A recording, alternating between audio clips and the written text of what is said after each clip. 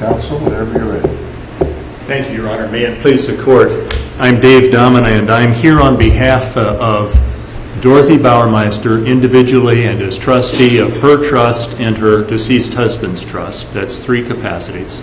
And her 2 sons, Ron and Robert. That's 5. I'm here on behalf of the estate of Clara Deaver and its personal representative, the personal representative of the estate of Richard Deaver, deceased, and in case they have an interest, Larry Deaver and Roger Deaver and Richard Deaver. That makes 10.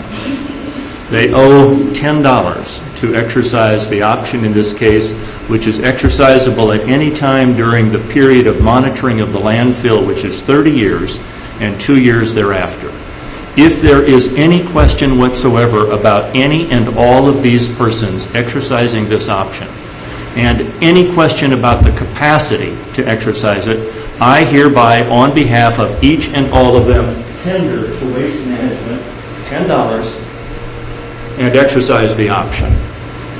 And if this exercise was defective, after we litigate how it was defective, we'll have 23 years more to cure the next objection. I think that the Supreme Court's remand order really focuses on the exercise of the option. In 2006, Dorothy Bauermeister had conveyed her interest to a trust. She exercised at that time. She had an interest in the land because she had the remainder interest from her husband's trust. He was already deceased. He died in 2004. Clara Deaver was an original party. She exercised. Her exercise doesn't say that she was exercising on a limited basis. The Bauermeisters and the Deavers have never had a dispute about whether they are all in if any one of them exercises this option, and they will not allow Waste Management to divide them by hypothesizing what-ifs about the family exercising or not simultaneously or not. They want the farm back. The rule against perpetuities doesn't apply. The doctrine of restraint on alienation went away, we think, with the ruling on the rule against perpetuities, and Spanish Oaks versus Hy-Vee 265 Nebraska at 140 assists us with our position in that regard. It is time for the deed to this property to come home. Thank you.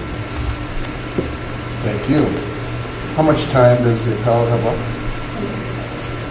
We won't start the clock until you get up there and ready to go. Thank you. Counsel. This is the first time that the 10 people, the 10 interests, have expressed or tendered the exercise of the option. They didn't do it in 2006. They didn't do it in 2007. There are 6 interests represented in the caption of this case as plaintiffs, not 10.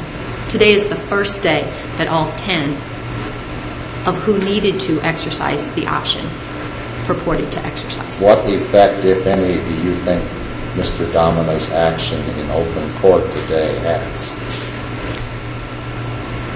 It allows me to stop at the East Campus and get my caramel malt or after arguments. The issue, you know what? I don't know, because the issue before the court is, was it exercised validly in 2006? Was it exercised validly in 2007? And is it even an option that can be exercised, or is it barred by the restraint on alienation? So under the context of the lawsuit, I don't think it has any effect. Thank you. Okay? Thank you. Thank you. Matters being submitted, Counsel.